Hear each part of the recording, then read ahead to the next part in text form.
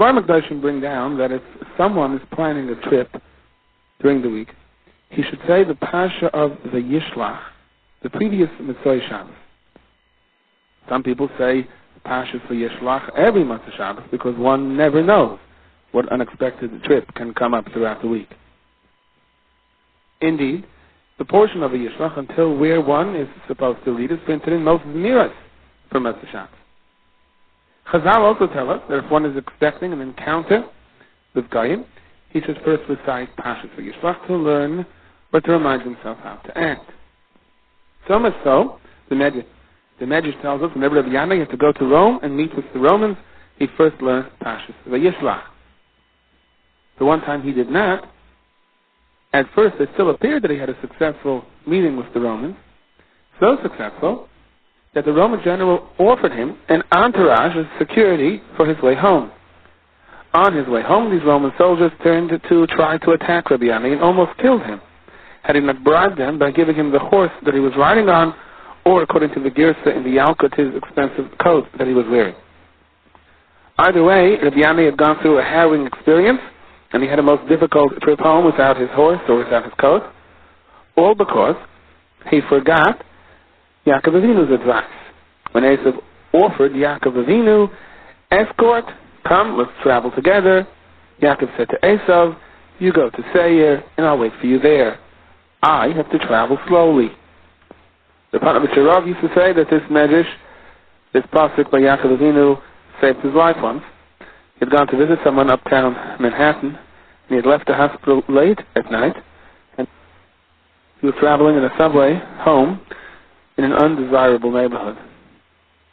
And when he noticed two youths sitting next to him, constantly eyeing him and smirking behind his back, he had a feeling that he would be their next victim, or it was their next intended victim.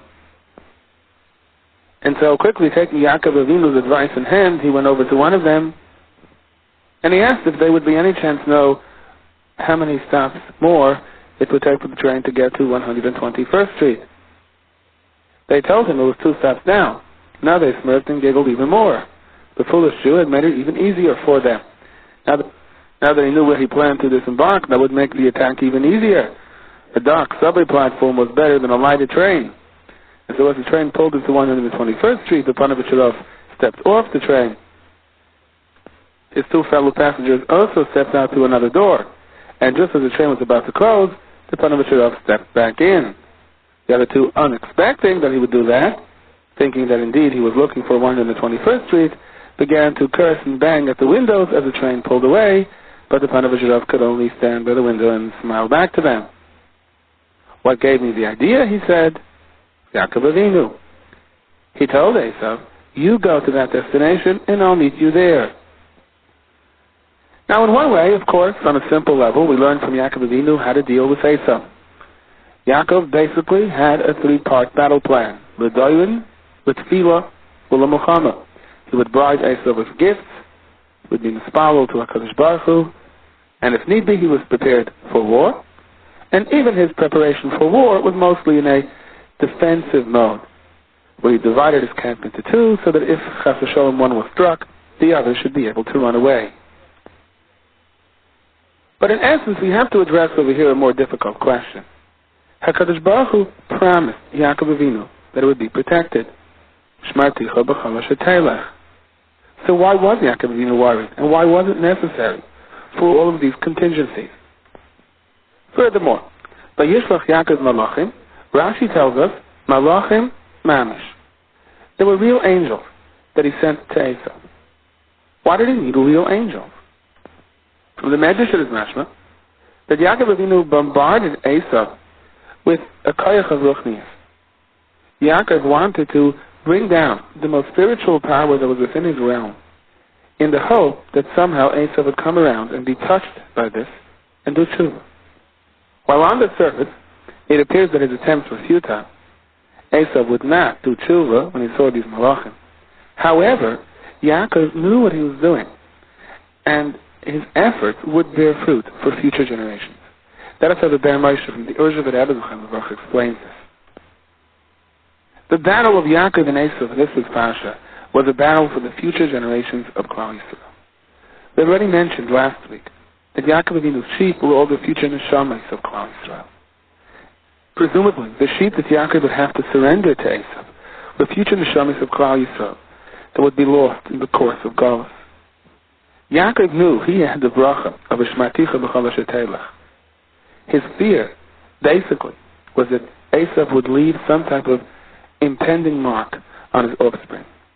That Klal Yisrael, when it will have to face Esav throughout the future generations, all the different modes of Esav, how will they be able to overcome this overwhelming foe?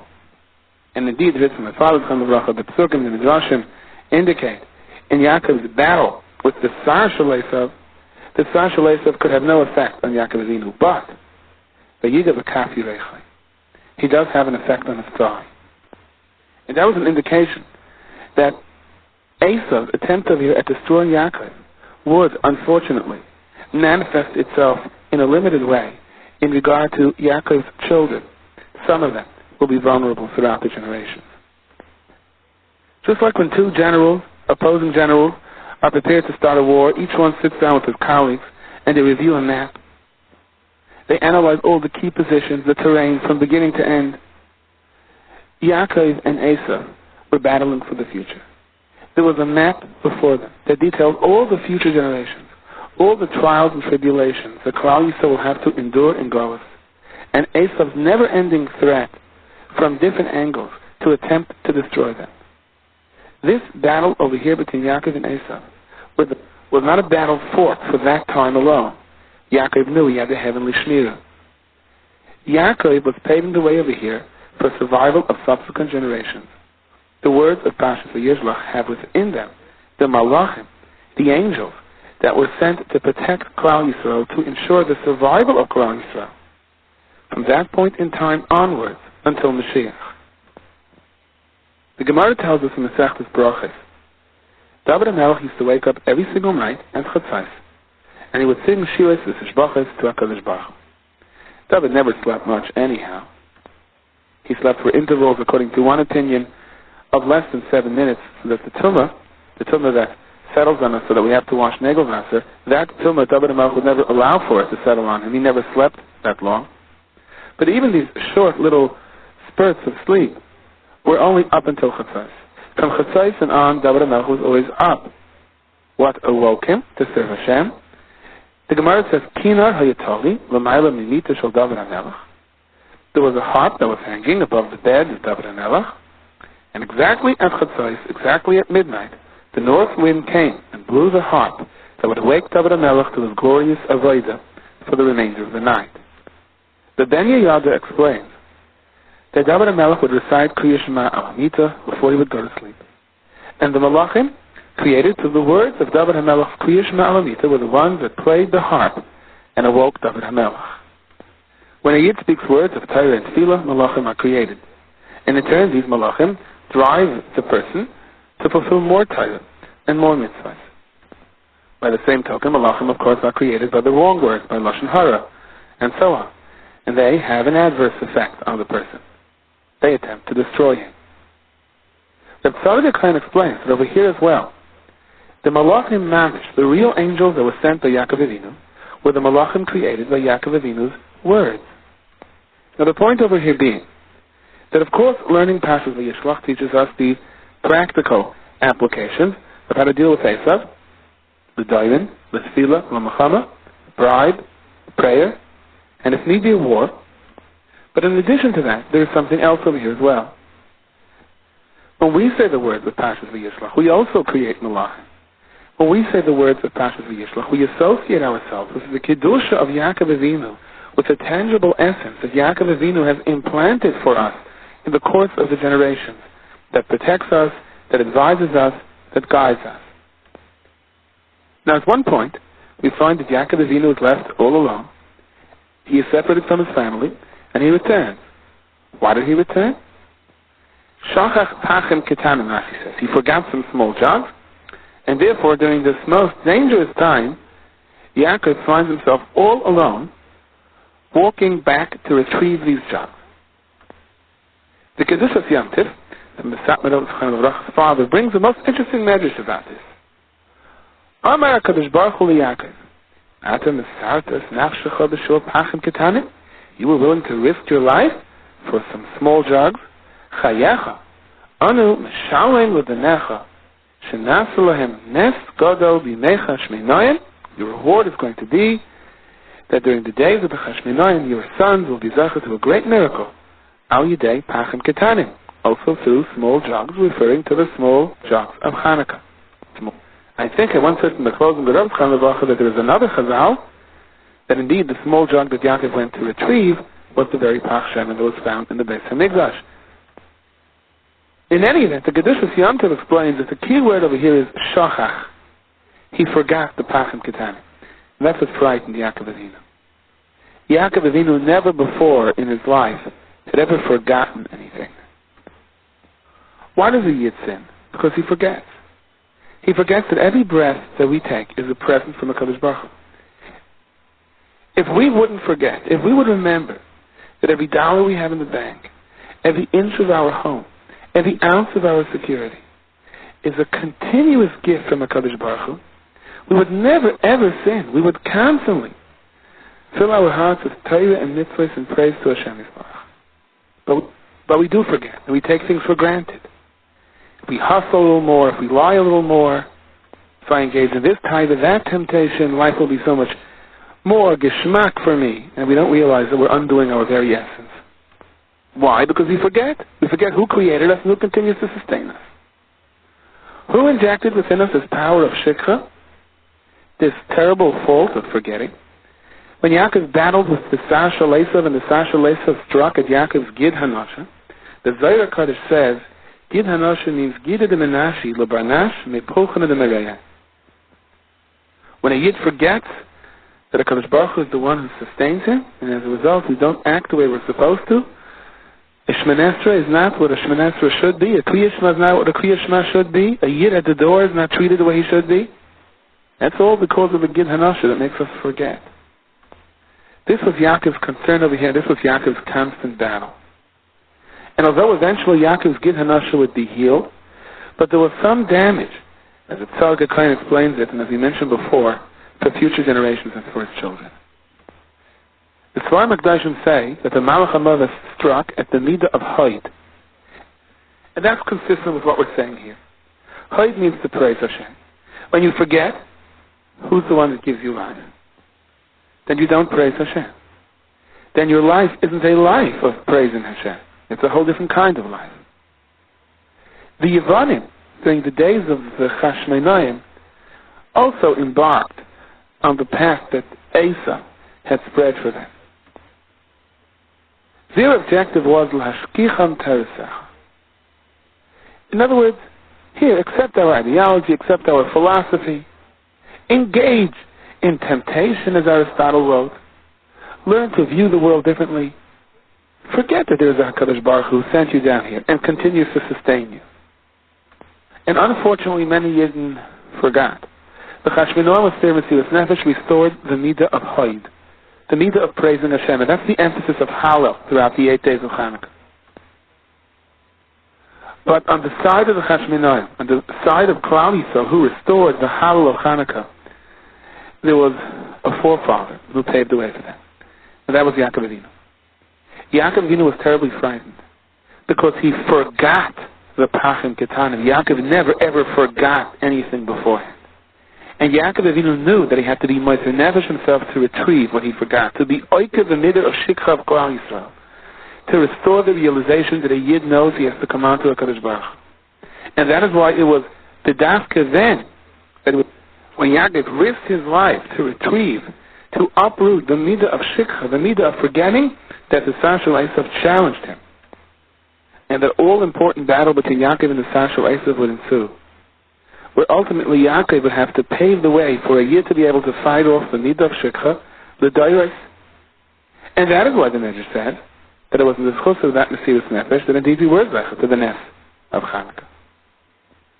And finally, let me share with you a story that I always share with my class in Pashas vayishach. There once was a machlokes between two great tzaddikim, the Yaida of Austria and the Pinchas Mikart. The dispute was as to what was the serious problem of their generation.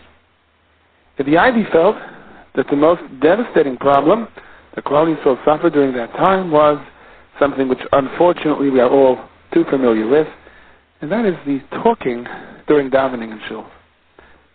Rabbi Ivy felt all efforts must be directed against correcting this problem. Rav Pinchas Mekaris, of course, agreed with him that the problem had to be corrected, but he felt that there was another problem that took precedence.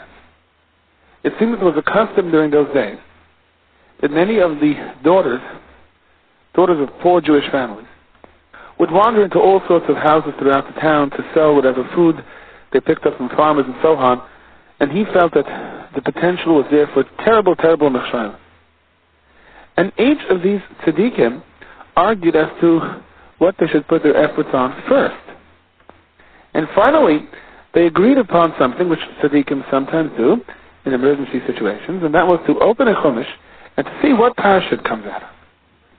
So they opened what turned out to be, by chance, of course nothing is by chance, but it was a chumash parashat, and they opened up the parashat vayishach. And the pasuk that they pointed to, Shimon and Levi defending their actions of killing Hashem, saying to Yaakov Avinu, what? Should our sister be a Zaina? We had to take action. So at first glance, it looked like Rav Pinchas Mekaris was right. This was the divine message over here. In response, however, Rabbi Ivy was quick to point out what the Targum Yonason says in this pasuk. The Targum Taichin, this pasuk says, Mesameres b'knashti in the Yisrael. It will be said in all of the gatherings of Klal Yisrael. Knishta also refers to a Beis HaMedrash. All the gossipers will gossip. You heard what happened to Yaakov Avinu's daughter? We can't allow such a thing to happen, Shimon and Levi said. So it was clear that both of these tzaddikim were right. Their efforts at improving tznius, hand in hand with doing whatever one can to bring back the kedusha and the hoid, the true kavod Beis HaKnesset, were equally important. And the truth is, during the days of Hanukkah, where, as we have discussed, the Hallel is the crown jewel of Hanukkah, the ability that Klal Yisrael has to always praise Hashem and not to forget Hashem. So our vehicles of praising Hashem, our koiches of tefillah, and the places where we do it, our migdash mi'at, should be brought to the forefront. And during a period of time where the Hashmonaim were mitzvah themselves to uphold the kedusha of the Beis HaMikdash and gave their lives for it, is it really that much of a mesiras nefesh to ask of ourselves that we do our share in upholding the kedusha of the Beis HaMikdash, of our migdash mi'at? And at least this one Shabbos, let it be a beginning, and let's try not to talk during davening. The halacha is, if chas v'shalom someone is in a situation where murderers come over to a group of Yidden and they say, give us over one of you. And if you don't give us a hard time, you just turn one of you over to us, we will let the rest of you go. If not, we will try to kill all of you. The halacha is they are not permitted to give anyone over. On the other hand, if the mob says, we want so-and-so, they're looking for a particular individual, either you give him over to us, or we're going to kill all of you, then al pi halacha, they are permitted to turn over this person. The obvious difference between the two cases is that in the first instance, they're asking the Jews to pick someone and decide who's going to be the korban. That you're not allowed to do. Shvichas dam is one of the three things you have to be meiser yourself for. However, if they're looking for a specific individual, so you're not really deciding who he is. It's only a technicality over here. Is he turned over, or are they going to come in now and kill everyone? So given these two options, it is permitted to turn him over. Of course, in a practical sense, it doesn't quite always work out as simple as that. The Weizner Rav in his Chuvas about the concentration camps has a heart-rendering story of a person who came over to him and said his only son had just been dragged away by the Germans, scheduled to be gassed the next morning. He could bribe him out, but he knows that if the capo is going to release his son, upon accepting the bribe, he's going to grab another Jewish child and put him in his place, because the head count has to be the same. Is he permitted to do it? And the vayishach began to cry. He said, Laman Hashem, how can I answer such a question? For such a question you need a Sanhedrin. For such a question you need Svarim. For such a question you need other Rabbanim to consult with. And the man said, so that means you're not giving me a heter? And he answered, I'm saying I don't know what to tell you. Well, if you don't know what to tell me, that means you're not giving me a heter. He didn't say the son. When he met the vayishach later, the vayishach was embarrassed even to look at him. He couldn't dare to see this person's face. What was he to say to him? But the man seemed very calm. And he answered, Rebbe, did I not even do greater than Avram Avinu? Avram Avinu put his son up on an Akedah and took him off. And I put my son on and left him on. Because I didn't have a heter to exchange him in place of another Yid. In the Yerushalmi of Masechtas Trumas, there is a story by one of the Tanoim who was a regular chavrusa with Eliyahu Hanavi, that for a certain amount of time Eliyahu Hanavi did not come to him. And when he inquired about why you were missing, how come you didn't come to me, what did I do wrong, what fault did you find in me? So Eliyahu Hanavi told him, you should know that the government troops were looking for a certain individual. They surrounded a certain town. They threatened the town, if you don't turn him over, then we're going to kill the entire town, and you ruled that they can turn him over. So this town answered, but that's the halacha. And the Eliyahu said, that's the halacha. But Midas Chasidus is that Yidden are moise nefesh themselves, one for another. In other words, technically you're right. But people that learn with Eliyahu Hanavi don't rely on technicalities. And this issue comes up in Chazal several times. There's a story of Sheva ben Bichri. Later on when Nebuchadnezzar demanded Yayakim and Yayachin. There were many stories of people that were moise nefesh themselves, so that the rest of the people shouldn't be in sakana. There's much to talk about. But let's put all of this aside. Given the little bit of information that we have, how do we explain how Yaakov Avinu organized the people when Esau came to attack? If you just touch the pasuk without somewhat of a deeper look at it, it does seem a bit strange. But Yosef is a shvachis, is Yaldei and Rishayna. First came the shvachis and their children.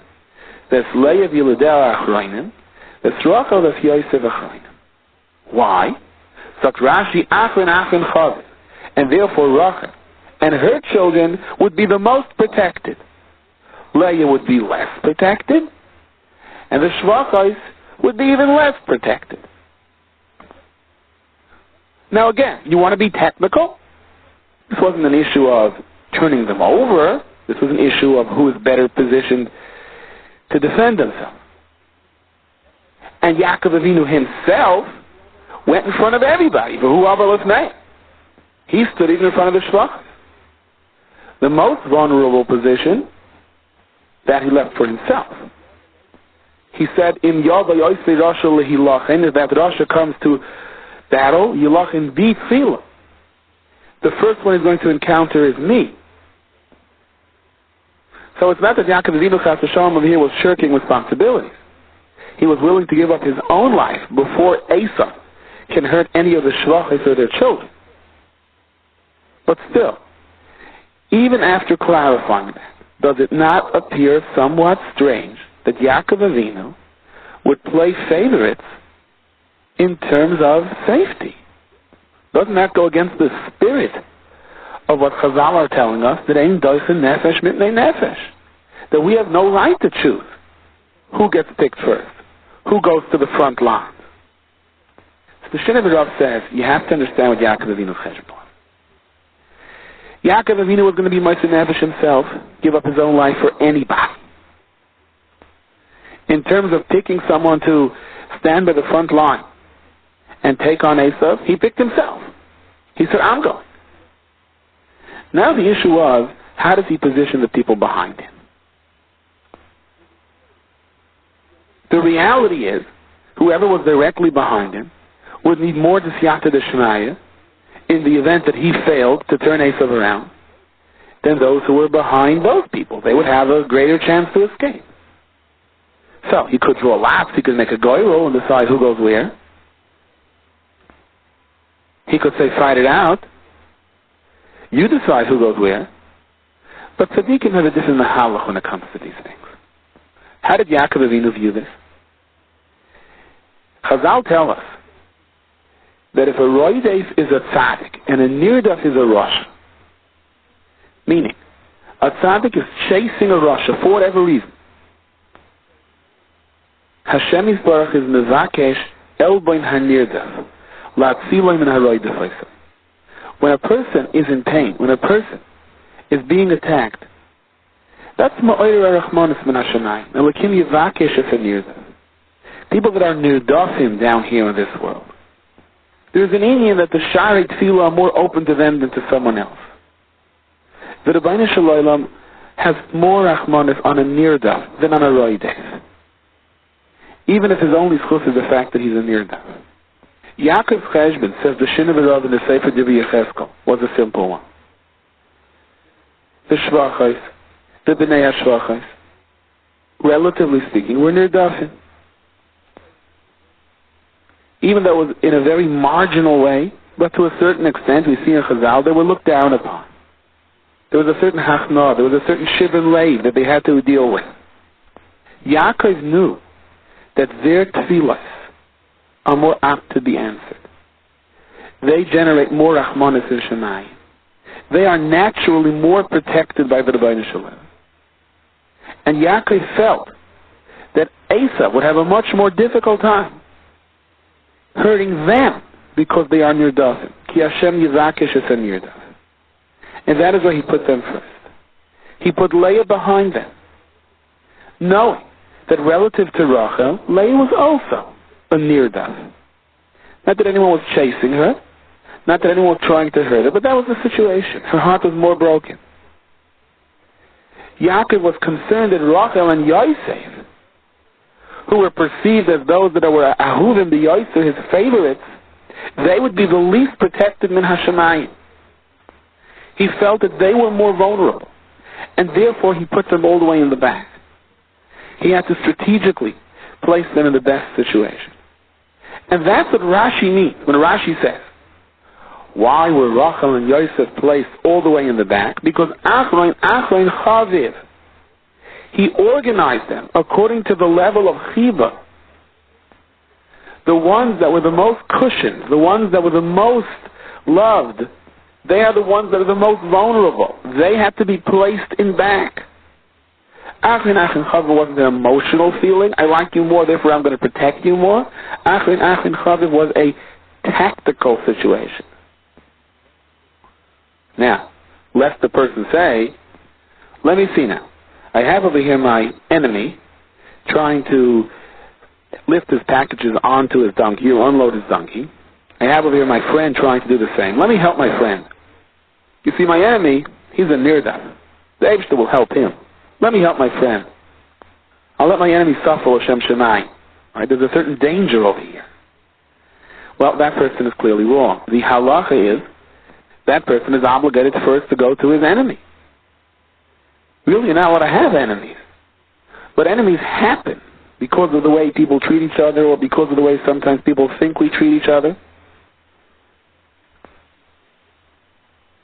And when you attack your enemy with kindness, sometimes he's an ex-enemy. So Al Pi Allah, he has to go to his soine first. In order to avoid this misconception, in one pasuk, the pasuk clarifies the kavanah of Yaakov Avinu. If Yaakov didn't mean this l'shem shemayim, where would he position himself? In other words, how do we know if a person is justified when he makes a cheshbon like this? Does he really mean this? That he feels the most vulnerable or the most protected? Or, l'maisa, he's putting his friends in the safest place? The answer is, what does he do when it comes to himself? If Yaakov would have hid all the way in the back, so the argument would have been hard to make. Had Yaakov positioned himself in front of Rachel and Yosef to protect them, the argument would have been almost impossible to make. That all of this was totally severed from any emotional feeling. But the pasuk makes it very clear. V'hu ava lifneya. Yaakov himself stood in front of everyone. He was willing to be killed first. So Yaakov was not approaching this from a position of who I like best, whom I want to protect best. He was willing to lose his life before Esau would touch any of the shvachos or b'nei hashvachos. That proves that the rest of the tragedy over here was also clearly l'shem shemayim, with total self-sacrifice. And it had nothing to do with the way Yaakov felt. Achin chaviv does not mean the one I like best gets the best position, gets the job furthest away from the front lines. Achin chaviv means because you are so chaviv, therefore you don't have the mile of a lekim yivakish as near does, I have to somehow position you differently. And this is a litmus test. This is the rule. Whenever one makes decisions as to who gains or who suffers, there's always the question, what does he have in store over here? Where does he position himself?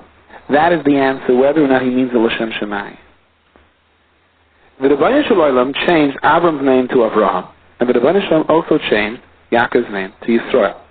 However, even though the pasuk says, Lo Yikari Shimcha Od Yaakov Ki Im Yisrael, Yaakov is still referred to as Yaakov, even in the pasuk. Sometimes Yisrael, sometimes Yaakov. The Yeruchayim usually explains why. Yisrael is on a higher madrega.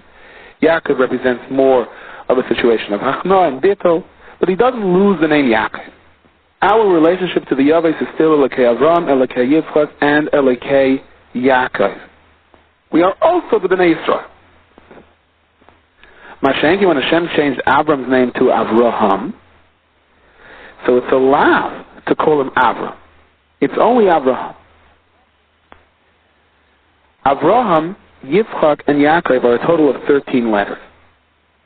Echad is Gematria 13. Sarah, Rivka, Rachel, and Leah are also a total of 13 letters. Also Echad, Gematria 13.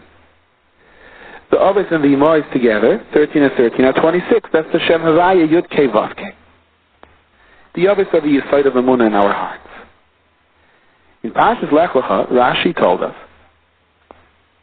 HaKadosh Baruch Hu promised Avraham Avinu, V'yevcha l'goy gadol, that's Elokei Avraham. V'averechecha, that's Elokei Yitzchak. And V'agadlo shemecha is Elokei Yaakov. Had Yaakov Avinu's name officially been changed to Yisrael, and he would not be referred to Yaakov afterwards, so we would have an extra letter. Yisrael has 5 letters. Yaakov has only 4. That would have meant, says of Sham Shemesh Chapala, that Avram would have to have remained Avram and not Avraham, because the sum total of the others has to be a chad. That is their purpose. That is their essence. Amunah for Klal Yisrael. Therefore, HaKadosh Baruch Hu said to Avram Avinu, V'agadla Shemech, I will make your name bigger. Your name will be changed from Avram to Avraham. And on V'agadla Shemech, say Chazal, Zeh Shoim Im Elokei Yaakov. Because we still say Elokei Yaakov, Yaakov retains the name Yaakov despite the added name of Yisrael, so we can afford to make Avram Avraham.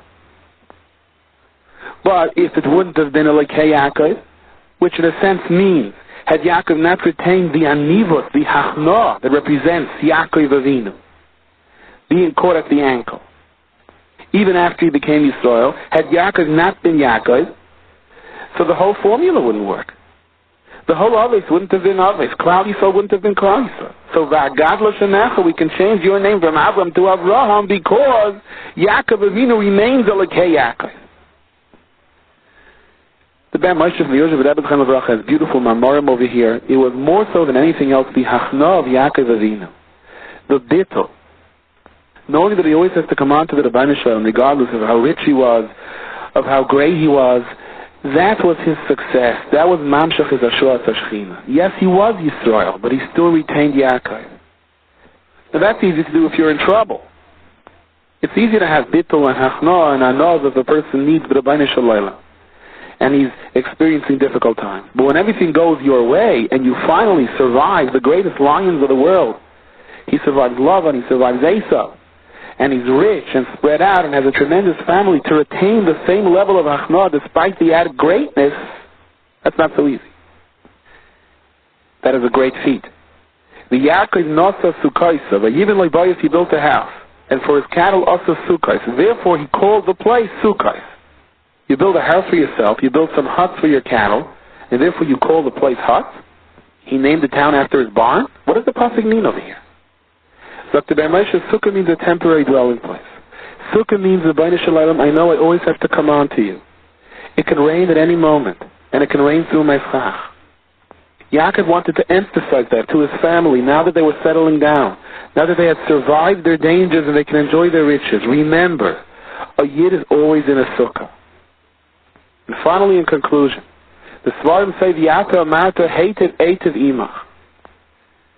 The attitude of a Yid is what brings more bracha than anything else. If V'yata amarta, if you say hated, if you thank Hashem and say, Hashem, you're so kind to me, whatever I have is more than I deserve, that triggers the etiv imach. So the Rebbeinu Shalom says, you think that's good? I'll show you what good can be. So that was what Rav Zechariah Bracha said, that any Yid that survived the war had a malach, had an angel that stood next to him and protected him the entire time. In the course of our lives, whether we see them or not, whether we feel them or not, there are many malachim that protect us. They're sent by HaKadosh Baruch Hu to guide us. When a person does a mitzvah, he creates a mitzvah malach. This mitzvah malach guides him, pushes him to do another mitzvah, protects him, and demands schar for him in the Yom HaEmes. When a person walks home from shul Friday night, the Gemara Masechtas Shabbos tells us that there are two malachim that accompany him, a good malach and a bad malach. If the house is set in Shabbos order, the table is set, the candles are lit, there's shalom in the house, the good malach insists that the same should be true for next Shabbos, and the bad malach is forced to answer amen. This good and bad malach, explains the Marsha, these are the malachim created by the person himself. These aren't strange entities that are sent down from someplace, foreign concepts that attach themselves to a person. These angels are a mirror image of the person's own actions throughout the entire week. His mitzvahs create the good malachim, pushing him for good and demanding bracha, and conversely, his aveiros create the bad malachim. A tzaddik whose actions are extremely pure, he can interrelate with these malachim that he creates. We find by the Ovais that malachim, angels, were very frequent visitors in their houses. That is because their mitzvahs were so pure that you can clearly see the malach and deal with him, instruct him, and guide him. The Zohar HaKadosh asks, Yaakov Avinu had so many malachim, camps of malachim. Why was he so scared of Esav? Answered the Chedushei Arim based on a Zohar. Yaakov Avinu could have just had a meeting with his malachim, and as the chairman of the board of his malachim, because of his so many mitzvahs and his tremendous control over them, he could have instructed them, deal with Esav. Go ahead, angels, protect me. And really, he had absolutely nothing to fear. But Yaakov didn't go that route, because Yaakov Avinu knew that in future generations, Klal Yisrael does not have the ability through their mitzvahs to see the malachim so clearly, although those same malachim are being created. Yaakov Avinu, by design, entered into an arena of fear and concern, and cried at his heart to HaKadosh Baruch Hu, I am frightened of Esav, please help me. Because he wanted to be Mamshech a Yeshua. He wanted to establish a force to protect Klal Yisrael, a channel to protect Klal Yisrael throughout the generations. Yaakov Avinu said, if I'm going to use angels and malachim, that's not going to help my children. So he simply took out a tefillin and cried for the safety of his children, and cried for his survival. Because Yaakov Avinu knew that those tefillos are establishing avenues of communication that his children, until Mashiach come, regardless of from where in the globe they are offering those tefillos, those tefillos already have an open avenue to ride through on. In the saga of Klal Yisrael and Galus, and the unexplainable survival of Klal Yisrael, one has to understand that it is still Yaakov Avinu's malachim that help us. Yaakov Avinu's tefillos that give us the power to be able to do what it takes to survive in Galus. And that explains the Oyev Yisrael from the Afterov is pshat in the word lefonov. Vayishlach Yaakov malachim lefonov. He sent these angels ahead of him.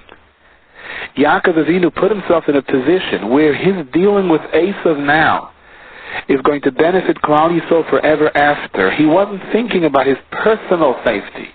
He was thinking about the survival of Klal Yisrael dealing with the Esav of their particular generation throughout. And that is the Lefonov ahead of him. Ahead of him throughout all of the different sorrows of Klal Yisrael.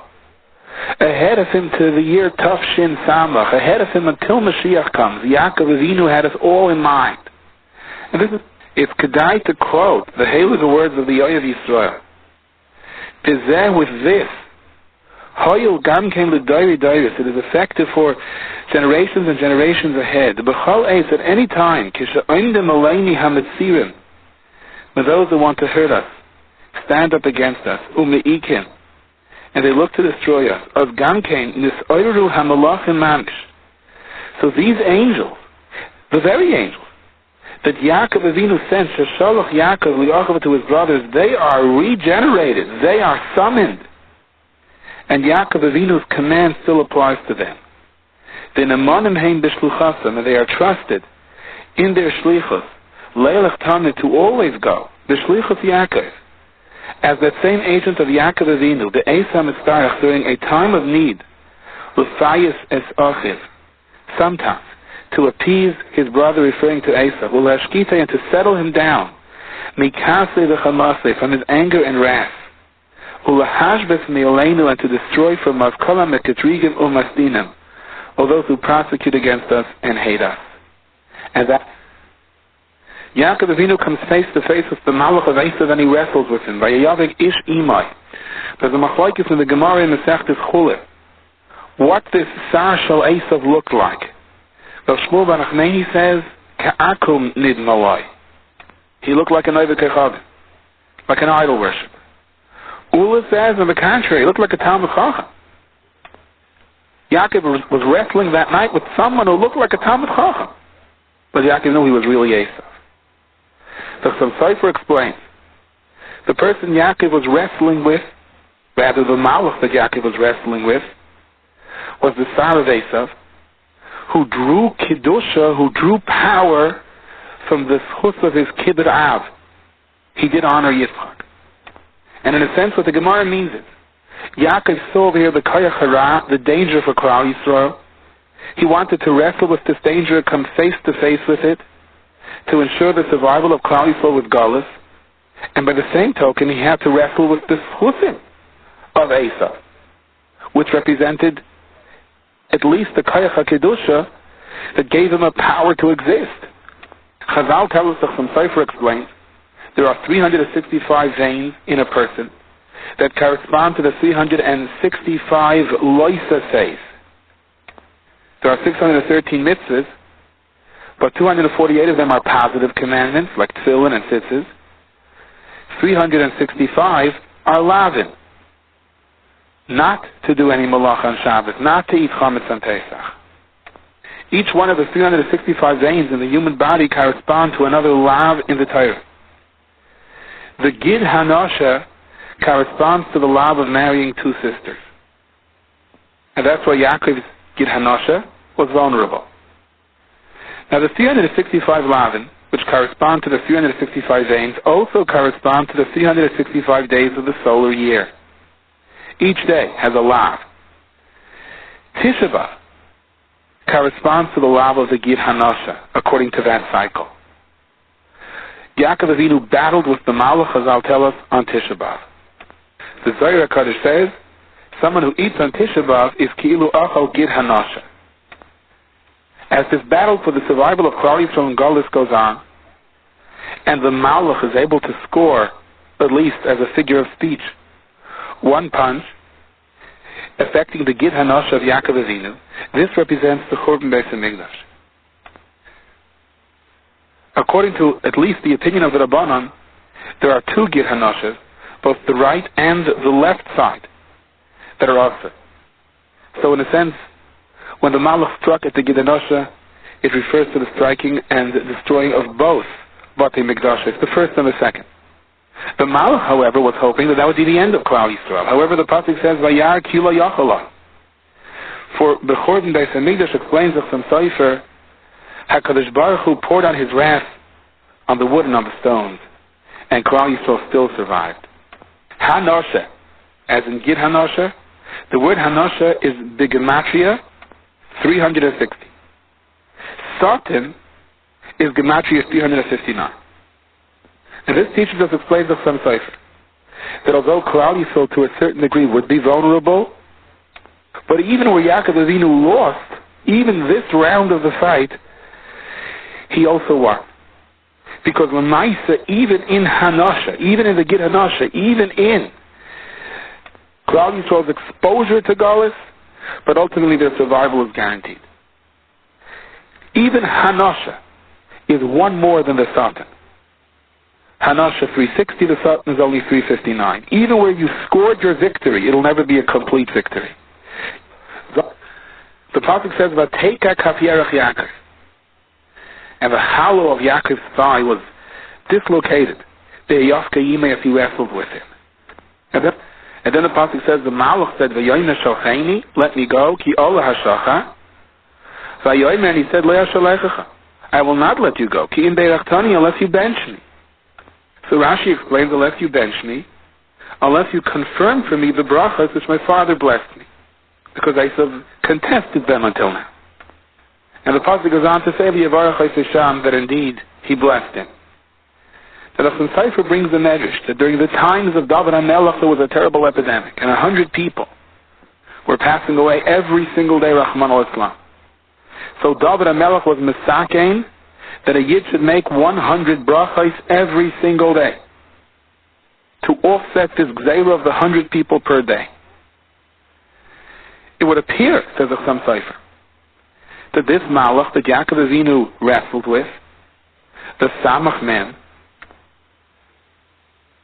even in his loss to Yaakov Avinu, was able to strike some pain into the future of Klal Yisrael. And therefore the pasuk says, "Vateka kaf yerach Yaakov." Kaf is gematria 100. Tei is 80, Chaf is 20. And Yaakov Avinu explains to some Sefer, even though he knew that he had won the fight, that the existence of Klal Yisrael would be guaranteed until Mashiach comes, was still upset about this battle that the Yisahara may have scored some victory with. And therefore he demanded some type of antidote for that. I will not let you go until you bench me.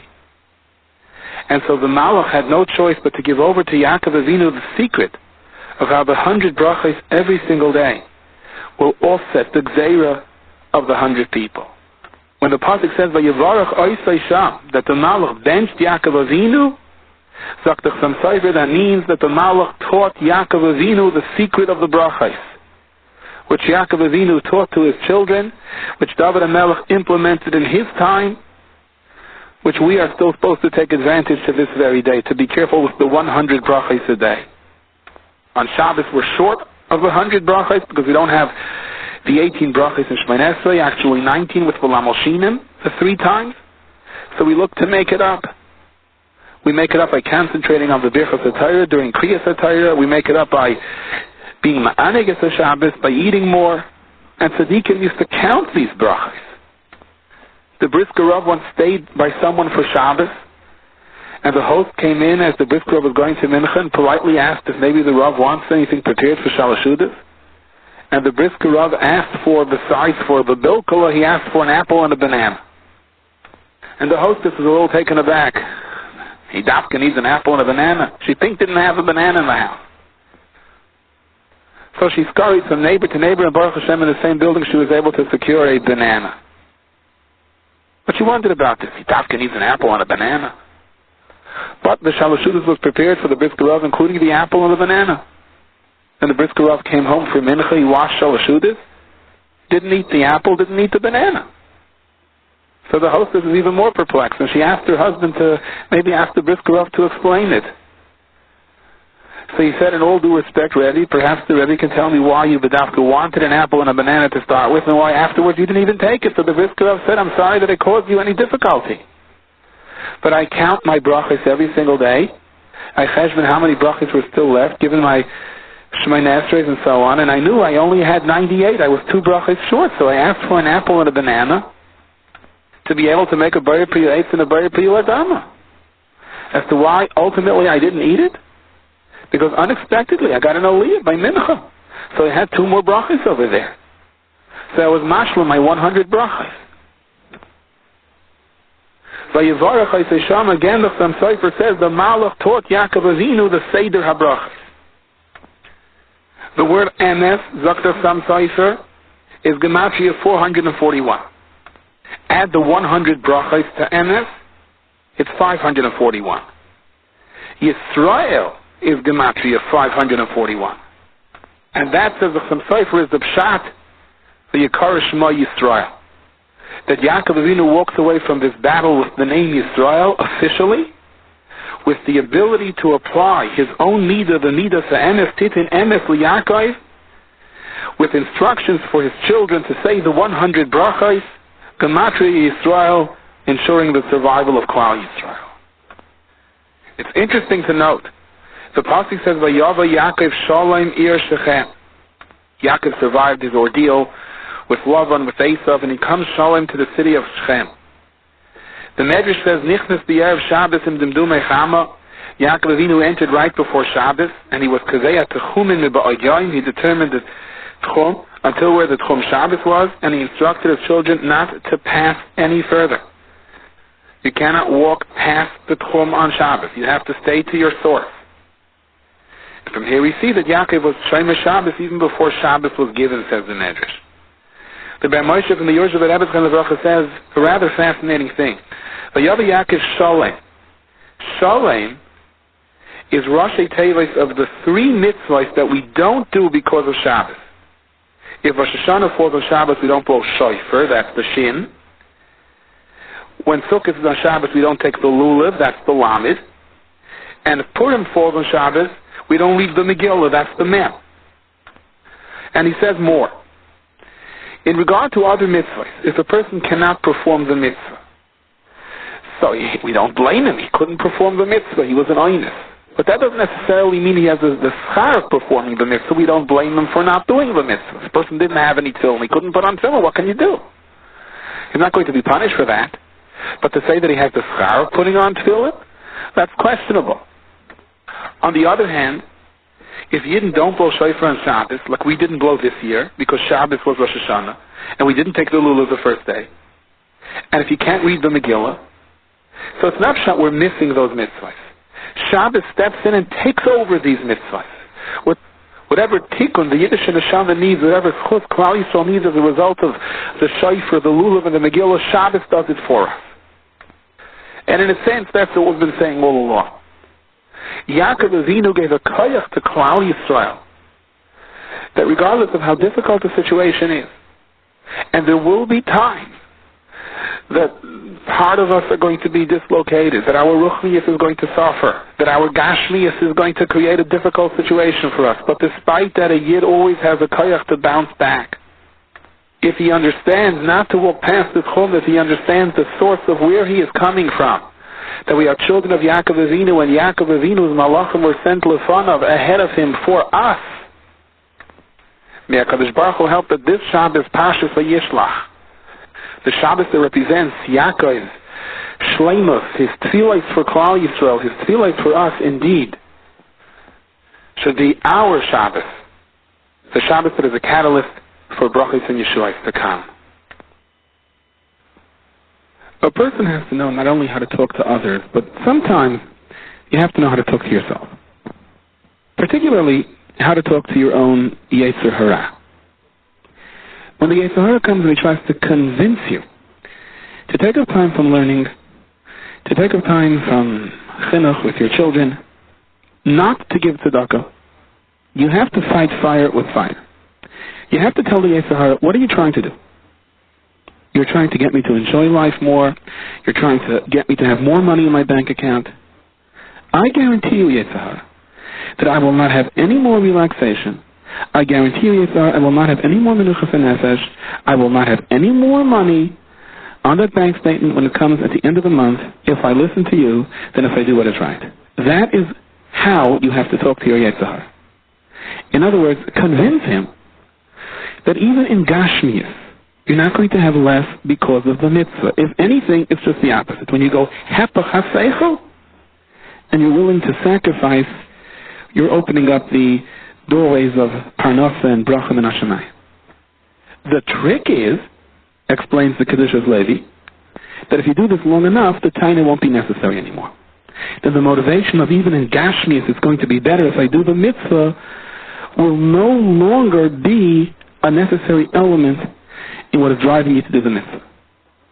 The mitzvah itself is more important to you than anything else, regardless of what the outcome is. L'mosh, a person has to meet a very important client. Potentially he can make a lot of money for many years to come. He's in a rush. He runs into the minyan in the morning. It's the 7:30 minyan. The problem is, it's already 7:45.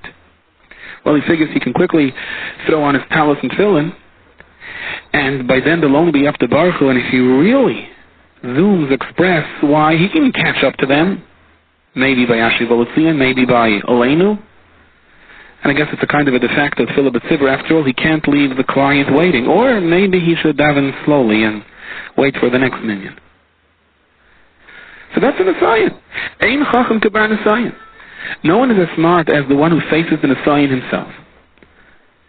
And we have difficulty facing this Nisayan. So what we ought to say to ourselves is, at least to start with, this is our elementary mahalach, listen to your Yetzirah. And if I do meet the client on time, I'll get the job. How do I know I'm going to impress him? How do I know this is going to be lebracha v'lo leklala? How do I know that this business deal is not going to result in more daigas than menuchas hanefesh? I have no guarantee anyway.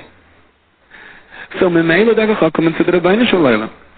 hagufa, maybe with this itself, that I am willing to sacrifice my impression by coming late because I first have to speak to my Creator. Maybe this within itself is exactly the reason that I will get the job, or I will be directed in the right way, whether it's good for me to get the job or not good for me. The emes is, there are countless stories, and we can all testify to this in our personal life, that usually when you sacrifice, it works out that way. You don't gain by sacrificing your Yiddishkeit. I don't know if it's my imagination, but personally it happens to me often when I hurry up at the end of the davening because I'm late for an appointment and I feel that I left a little bit too early, so I didn't wait for the last Kaddish. Strange thing. Several times this happened to me personally. I wound up spending 20 minutes looking for my hat, or looking for my coat, or looking to see where I placed my tefillin bottom down so I can now put them in and wrap them up. Only to realize after 20 minutes that there they were right in front of me, just that someone had covered them. So here I have it. Nish didot, nish yenevel. Not I davened, and not I made it out on time anyway. Often I'm in a rush to get to yeshiva, and I will stop to pick someone up, and I'll think twice, but it's so late, I should stop now to pick someone up every time you stop till he gets in, and I'll miss the light, and then I'll think get stuck behind an oil truck or a garbage truck. But then you say to yourself, look, so next time leave earlier, but now that you're traveling, there's a mitzvah in front of you. Who gives you a right to pass that mitzvah? And then I will find that somehow I found a parking spot that I never usually find. And I wind up getting there even earlier than anticipated. And you see it b'chush, kama b'kama pa'amim. You pull up on a block that it's very difficult to park on, and someone is just pulling out on the right side of the street an alternate sign. Now I know, had I been here 2 minutes earlier, he wouldn't have been pulling out yet, and I would have gone off looking for a spot, perhaps finding one 6 blocks away. And you say to yourself, you see, you never lose out by doing the right thing. And still you have an asayah next time, but at least if you think about this and take note of it, it's a motivation. It's a motivation that at least sometimes you'll stand up to your nisyanis, albeit sometimes the little nisyanis, but little nisyanis add up. However, in the back of your mind, you should know that this is only in terms of motivation. A much greater madrega is that it's totally irrelevant to me whether I will get there on time or not. It's totally irrelevant to me whether I'm gaining time or not. I'm doing the right thing because it is what HaKadosh Baruch Hu wants me to do. But it's very hard to start with that. Because if you're not at that madrega, then you will lose Nisayan after Nisayan. The Kedushas Levi explains that this is the message that Yaakov Avinu is teaching us in this week's Sefer. Ki Gashcha Esav Achi. When Esav, my brother, bumps into me. That's the Esahara. That says, Moose, you'll get home a minute before Shabbos, but look, you have something to finish up. That's the Esahara that says, don't answer that phone now, even though someone is waiting to talk to you. You're too tired. That's the Esahara that says, hurry up, so you'll miss a Kaddish, you'll miss a Kedusha, but you're late. And the Esahara is going to ask you saying, Lemiata, who is this for? Why do you want to give this up and spend some more time davening? Why do you want to give this up and be nice to someone that you really don't want to be nice to? Why do you want to give this up and close your store on Shabbos? Whatever a person's assignment is, who are you doing this for? Lemiata, for who? And where exactly are you going with this? And who are these before you? Who do you think you are? You're a big tzaddik? You have an achrayus. Go on and do what's good for you. Let's go. Come on, don't be a fool. Don't be naive. For what? For whom? Why are you doing this? So how do you respond to this Yetzar? You could say, being very noble, I don't care if I lose out. I am nothing. It doesn't make a difference where I'm going. I don't need anything. I'm going to do what's right. But don't fool yourself, says the Kedushas Levi. There are those who are on the Madrega who do that. There are those who are on the Madrega that the Yetzirah doesn't even bother with them, because he knows he's going to get that answer. But you and I know that sometimes we have an assignment.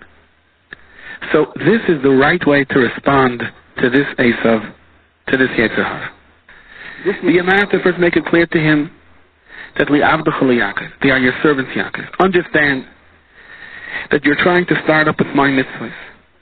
My mitzvahs create malachim, they create angels. And the greater the Mesiras Nefesh, the more powerful those malachim are to be the Eiris Chusin. But look, I know, Esav, you're not into that. And you still taina, but a client is a client, money is money, late is late, pressure is pressure. So let me tell you a secret. Let me share something with you. Mincha hishlucha v'adayni le'esav. This is a present for you as well. The Torah is negated, you too, says the Kedushas Levi. Because through these ma'asim tovim, not only am I earning a place in Olam Haba, but my place in Olam Hazeh is going to be here. Because all the things you claim that I should try to go out and get and earn for myself at the expense of mitzvahs, my experience tells me just the opposite. That when I'm willing to sacrifice, that's when things are going to go my way. Not only in Olam Haba, but even in your territory, Esav. Mincha hi shlucha l'adayni li'esav. Indeed, the Tzaddik Rameil of Parmeshvan explained. The Mishnah tells us in Pirkei Avos, ha'isa mitzvah achas koine loy praklit echad. Someone performs a mitzvah, you create a malach. That malach now is an attorney, a defense attorney, who is an advocate on your behalf. Rashi tells us, vayishach Yaakov malachim mamish. These were real angels that he sent to Esav. Who were these angels? These were the angels that were created through Yaakov's mitzvahs. They were the angels that could possibly protect him. Thus Rashi says, vayishach Yaakov malachim mamish, real malachim. The Rashi Tevis of the word mamish is malachim mi mitzvahs she'asa. Mem Shin, Malachim, that were created from the mitzvahs that he was Mekayim. The tzaddik of Nachum of Chernobyl once came to a certain town. And as his minig was, he never ate from any meat until the shaykhs first came to him and showed him his knife. So they told the shaykh that the big tzaddik is in town, prepare your knife. And he took the knife that he had already prepared to shech with. But he decided, such a tzaddik is in town, let me sharpen it just one more, let me recheck it. I mean, his whole prestige, his whole reputation here was at stake. And he took the knife, and before he even began to work with it, he said to himself as follows. Every single day I go to work. Every single day I take this knife and I prepare it. And I shecht, and Yiddische kinder eat from this meat. Totally on my achrayus. Whether they eat kosher or not, It depends on my ehrlichkeit, my feelings of this knife. It's between me and the Rabbeinu Shalom every single time I check this knife. And I decide, at least in my best judgment, what is considered adequate. Now that a chashuv person has come to town and my reputation is at stake, so what am I doing now? I'm saying, no, I'm not going to spend a half hour preparing this knife. I'm going to spend an hour preparing this knife. For the Rebbeinu Shalom, a half hour is enough. But for my own covenant, reputation, and honor, an hour, the shaykhid made a decision. The knife is going to go to Rav Nachum of Chernobyl as is. It was prepared the same way it was prepared every single day before his shechita. The shaykh had brought the knife and presented it to Rav Nachum of Chernobyl. Rav Nachum picked up the knife for a second. Now his chassidim knew that usually he would take the knife and he would be baidik it and check it for a long time. This time he took the knife and immediately handed it back to the shaykh. Everyone thought that he was so displeased with it. He simply wasn't going to spend time looking at it, but the tzaddik made it very clear that exactly the opposite was true. He said, I don't have to check this knife. Why not, the chassidim asked. Because if it's good enough for a Kadosh Baruch Hu, it's good enough for me, answered the tzaddik. So this is another example of when you make an erlich cheshbon and you go hepach hasech, I'm going to prepare less, then your hatzlacha is greater. And it's also another example of there's a metzius. This person decided that in order to be an erlich yid, in order to be honest with himself, this was the proper thing to do. And as a result, he created malachim. And those malachim, well, they sort of danced around this knife. They testified to it. And those same kind of malachim dance around anything that we do with Mesiras Nefesh. Anything we do that is in search for emes. Especially when it requires any element of self-sacrifice. Now, Yaakov Avinu gave specific instructions what to say to Esav. He said, this is what your Ebed Yaakov says. In Lavan Garti, I lived with Lavan, and I stayed there until now. And it goes on to say, Vahili Shar, V'chamar, Tzayin V'yeved, V'shivcha, and I have oxen and the chamayrim and flocks, manservants, maidservants. Rashi tells us, in Lavan Garti, I lived with Lavan, and you should know Esav, Taryag mitzvah shemati. I guarded the 613 mitzvahs.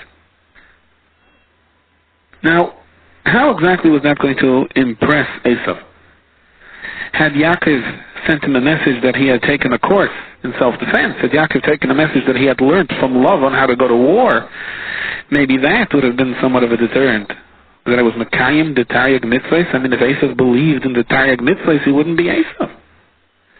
So the Pashat Shad is, what the message was, if you think that there's a hole in my chusim because I was by love and therefore I'm vulnerable, that's not the case.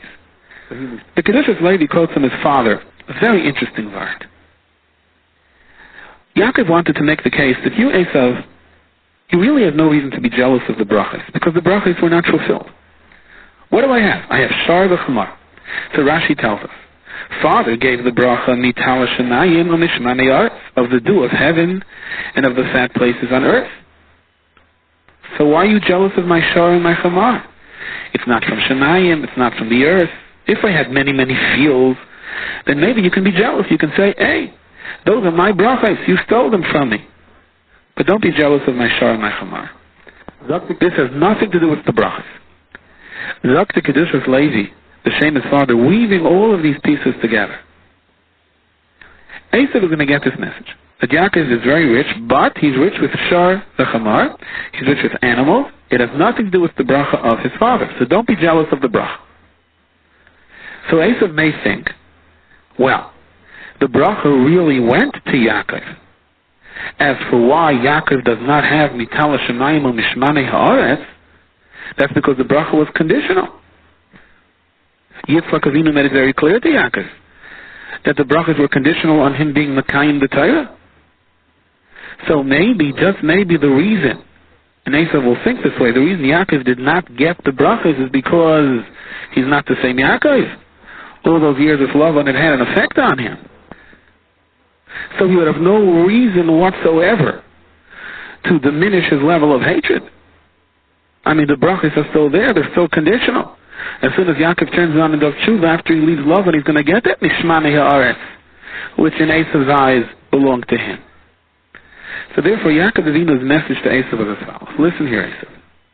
I didn't get father's brachas. Don't be jealous of me. It's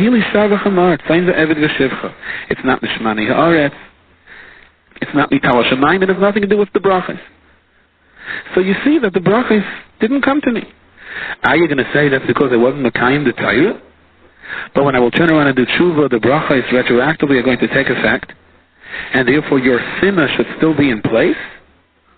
So I'm telling you, but I was Mekayim the Torah. In love and gati the Taryag mitzvah shemarti. I didn't learn from his bad maisim. So what do you want? What's the reason for your sinna? I met the conditions of the brachas and I'm not getting it anyway. But perhaps we can understand this a little bit on a deeper level. What did Yaakov Avinu say to Esav? Why are you angry? Why are you upset? We divided. You wanted this world, and I get Olam Haba. You go out, you hunt, you rob, you swindle. You do whatever the picture of Esav does. But let's assume even on a legitimate level. You go out and you try your best to make it in Olam Hazeh. No consideration for Olam Haba. So what are you upset about? You see that I also have Olam Hazeh. So you're saying, I thought we had a deal. I thought we divided this. You're supposed to work on Olam Hazeh. I'm supposed to work on Olam Haba. How come I have so much of Olam Hazeh? And that's why you're angry. So Yaakov is saying, Esav, don't be angry because I'm not trying to get Olam Hazeh. It's coming on its own. I just went to Lavan. I had no choice. I lived for many, many years with the epitome of schacter, with the swindler of the century. And my attitude with him all along was who I am. The mahus of the midas ha'emes. Taryag mitzvah shemarti. I had only one concern. I put my emphasis on one thing, and that is Olam Haba. What should I do? HaKadosh Baruch Hu gave me the Shar and the Chamar anyway. But I didn't try for the Shar and the Chamar. I tried for the Olam Haba. It's just that what you're supposed to get, you get anyway. The story is told. It's not true, but just to bring out the point. So there was a man who had a son who was a big Amoretz, and he had a very, very hard time marrying him off. It wasn't just his ignorance, other problems, his midas, and so on. So the shadchan suggested, go to so-and-so, and for money, this person will look away at anything. So indeed, the prospective chassan and his father went to the father of the prospective kala. Now, the chassan's father realized the trick is not to allow him to interview his son. And so he kept on talking about what a beautiful wedding it would be and how he would pay for the wedding. And the girl's father said, that's all fine. And he turned to the boy and said to him, no, maybe you can tell me a shtickle Torah. And the boy and his father got equally as white and then red.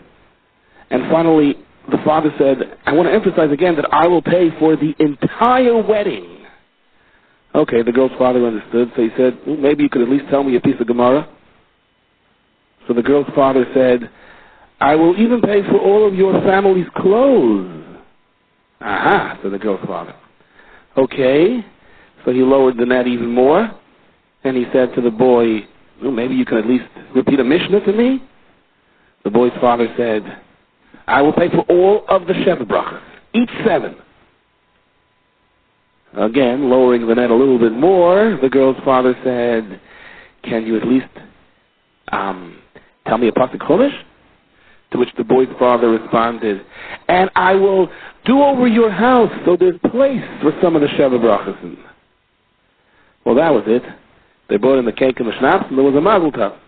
And as the guests were gathering, suddenly the Kala's father throws himself to the ground and he begins to scream, and he says, what did I do? What did I do?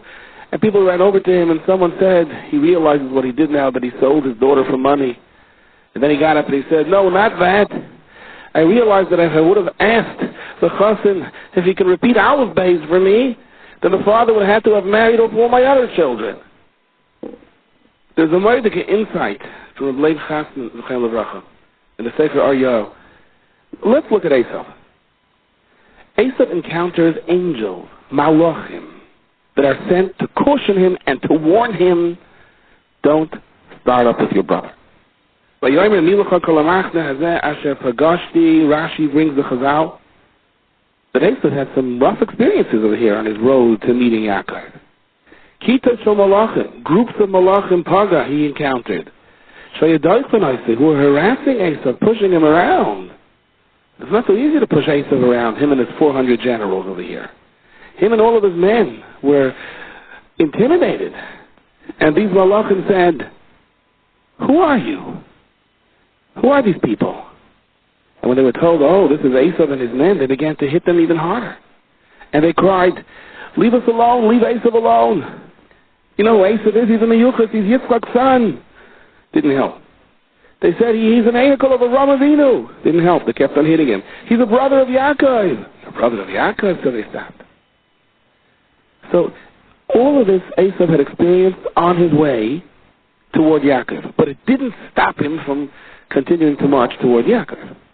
Considering Chazal tell us episodes of people that saw a malach once, and that left them frightened for the rest of their lives, so Esav had to be pretty adamant over here, or pretty even psychologically stubborn and powerful. What a backbone to be able to go through an experience like this and then to ignore it and to continue marching on toward Yaakov. No dent whatsoever is made in his hate in the sinner. Ultimately, how is Esav subdued? He looks at all the presents, he looks at all the money, he looks at all the sheep, and he looks at the tremendous honor that his brother is according him, and suddenly he kisses Yaakov. Esav, with the tenacity of facing up to being beaten by malachim and then to march on. This stubbornness is suddenly diluted when Esav sees the money. There's a tremendous lesson over here. Esav lost control of his ambitions once the honor and money was laid out before him.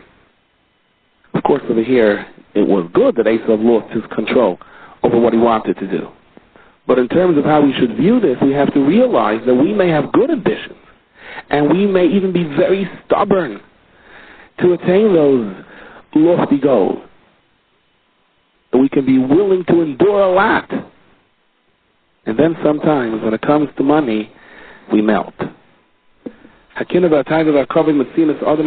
it's jealousy, taiva, or honor, it takes a person out of the world that he set for himself. Not just Olam Haba, even Olam Hazeh.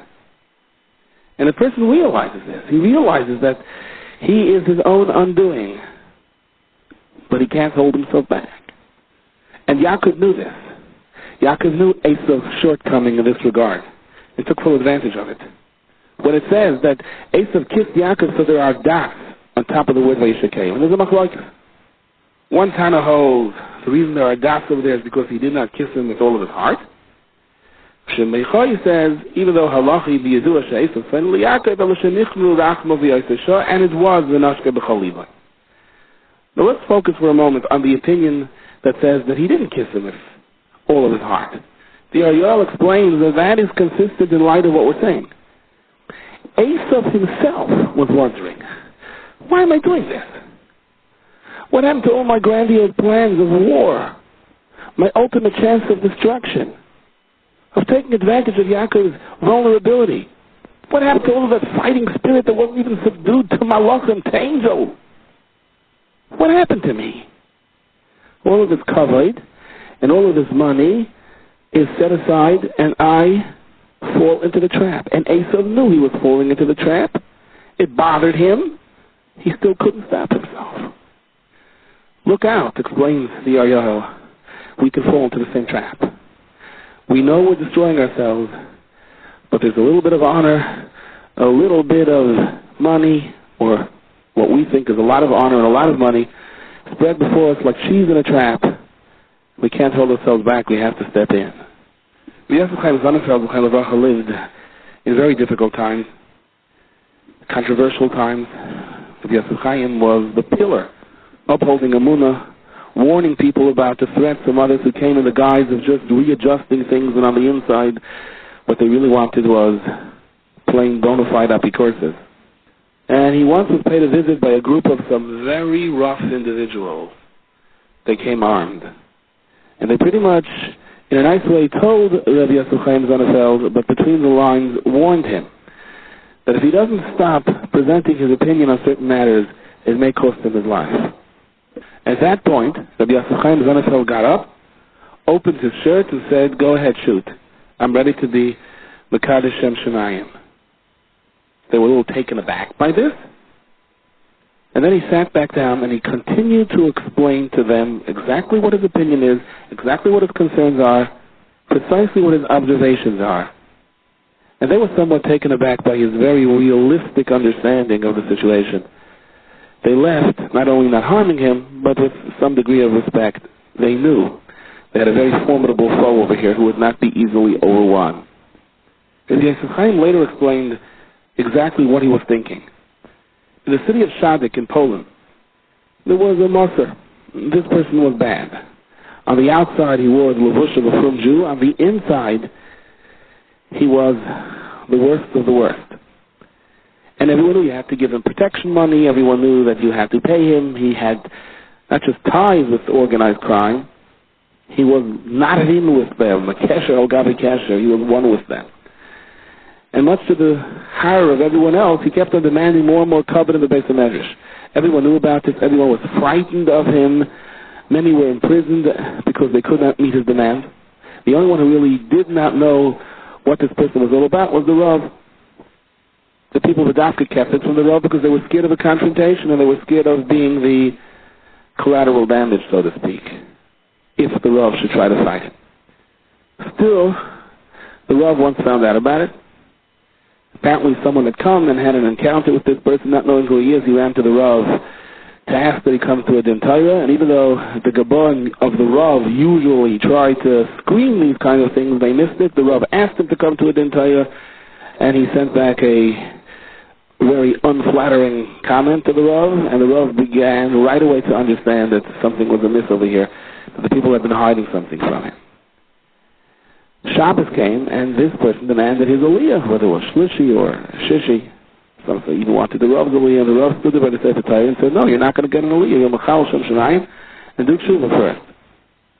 And this person said, "I'm not going away from the Sefer Torah." So the Rav slapped him. That was something that this master was not expecting.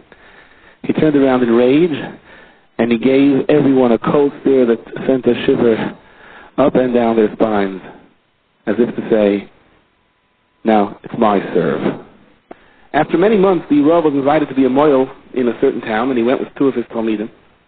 And suddenly the wagon took a shortcut, and they realized they were being ambushed. The Rav saw the master running toward him with a sword. The talmidim started to say vidui. The Rav seemed to be very deep in thought. And strangely enough, when the master met the Rav, he said to him, "Mereinu v'Rabbeinu, please be meichel me. How dare I speak to you with such chutzpah?" He did suggest that he wants to settle the score with the talmidim. However, the Rav told him he would rather not. He respectfully bowed, stepped back, jumped onto his horse, and rode away.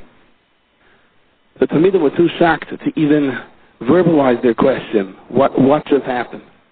The Rav waited for them to calm down, and then he told them, "Look, I saw what was happening even before you did. And I began to think about a pasuk in Mishleh. The pasuk that says, "Kamayim hapanim lapanim kein leiv ha'adam la'adam." You look into the water, you see your image. The hearts of people are the same way. The way you think about someone else, that's how he thinks about you. In my heart, I began to look for schusim for that person. I said, never, no one ever gave him the right chinuch. Who knows what he went through as a child? I worked on myself until mamish, I removed every drop of sinner in my heart. I totally cleansed myself from any residue of complaint, and I really, really presented myself to him with a sense of ahava, with a full love for this person.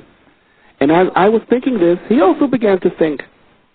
He began to think, no, maybe the Rav deserves respect for what he did, what a courageous act. He's the only one that had the tenacity to stand up to him, the courage not to step back. And by the time we met, he had nothing but respect for me, although he had a little bit less respect for you. And I learned it from Yaakov Avinu. The pasuk says, "Banu alachicha Esav." They came and they told Yaakov, we were by Esav. We tried to present the idea that Yaakov is your brother, but he is Esav. He's not looking at the brotherhood over here. He is marching toward you. The Abba Meis Ish Imai.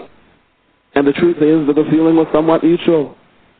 Yaakov was within his right to hate Esav as well. If he didn't hate him for the personal problems that he did, he hated Esav because of the Chilul Hashem that he was making. But now Yaakov Avinu saw trouble. This is the Hashgacha. Esav is marching toward him. He is seething with hatred, bubbling with the thirst for revenge. So Yaakov Avinu says, I have to change my tactics. Vayishach arsa sheva pa'amim. Ad gishtoi ad achiv. He bowed down 7 times until he approached his brother. There are many drashis in Chazal on these 7 bowings, but this is how this Rav explained it. 7 times Yaakov bowed down. 7 times. In other words, based on 7 stages, Yaakov Avinu worked on himself to remove the hatred in his heart against Esav. Being Danim L'Kavchos, Esav has a much bigger Yetzer Hara than I do. Esav could never make peace with himself. Esav cannot settle down. He never learned how to utilize his tremendous koiches and guide them in the right direction. Now, it's easy to say, okay, I don't hate you, I like you. But these tzaddikim knew how to look into their hearts and to totally clean it. And Yaakov Avinu made 7 attempts. He removed 1 level of sinner. He removed another level of hatred. He removed another level of animosity. And it took 7 times. There were 7 waves of Yaakov Avinu cleaning out his heart from any sinner, ad gishtoi ad achiv, until he was able to approach him in the form of, you are my brother. Because let's remember, that's how it started. They came to him and said, Banu el Achicha, but he's not Achicha, he's Esav. So Yaakov Avinu was working backwards, from Esav back to the Achicha. But Yaakov didn't fool himself. It took 7 attempts. It took 7 ishtachavos until he arrived at ad achiv. Until he was able to say, okay, now I truly, truly don't have any mashu, any shirayim of hate in my heart. Once Yaakov reached that madrega of ad achiv, in a way Esav was compelled to respond in kind. He had no choice. And indeed, according to Rav Shimon Bar Yochai, he kissed him with all of his heart. Esav himself couldn't figure it out. Rav Yosef Chaim Zonnefeld told over the story, and he said, you should know that I employed the same method. There were 5 people over here that were armed, that had killed in the past, and came there, lifted their fists toward me. If they weren't going to kill me, they were definitely going to leave me with a physical imprint. I realized the danger that I was in when they threatened me to stop presenting my opinion, my feeling, my understanding of what Kiyum HaTorah depended on. And when I realized the danger, I employed the same method that the Shaddik Rav learned from Yaakov Avinu. After I showed them that I was not going to give in, and I was truly ready to be Mekadosh Shem Shemayim, I sat down with them, removed all the hatred from my heart. These people were never taught. They were misguided from day one. They don't know what it means to have a Munah in HaKadosh Baruch Hu. They have never tasted the joy of a Shabbos. They don't know the sweetness of a Blat Gemara. I removed the hatred from my heart, and I directly addressed them. And if they did have guns in their pockets or rocks in their fists, they had no choice but to drop it. He saw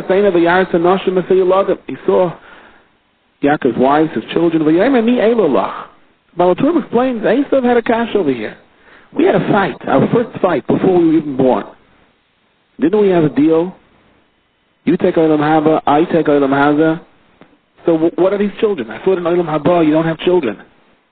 Priya Varivi is only down here in this world. So what did Yaakov Avinu answer? He said, Hayeladim ashechonan elikim es avdecha. Yaakov Avinu said to Esav, it's true. I picked Olam Haba. And therefore I am machanach my children in terms of someone who picked Olam Haba. We have a Shabbos table. We talk to each other. There is a stress and Lashon Nikiyah. There is a family life. We go buy an esrog together. As a result, not only do I have Olam Haba, but I enjoy a special relationship with my children down here, because they aren't just Yuladim, they are Yuladim Ashachon Elokim Es Abdecha. That is the way I raise them. A present from the Ravina Shalom. They are the ones that have to carry the torch further. But where are your children, Esav? You have to hire generals to come along with you. I don't see your big family very close to you. It appears to me, said Yaakov Avinu, because you picked Olam Hazeh, you don't have either. And because I picked Olam Haba, things could be pretty good down here as well. So Esav, you ask, who are these? I'm not supposed to have children because I'm the one who picked Olam Haba? I guess you've just learned something, Esav. And that is when you decide to pick Olam Haba, you're zecher to the fruits of that Olam Haba, even down here. This shiur is distributed by Kolodas, 11 Stay Chemet Street, Yerushalayim. For donations, please call 02-5383-999. Fax 02-538-0267. Postbox 57035.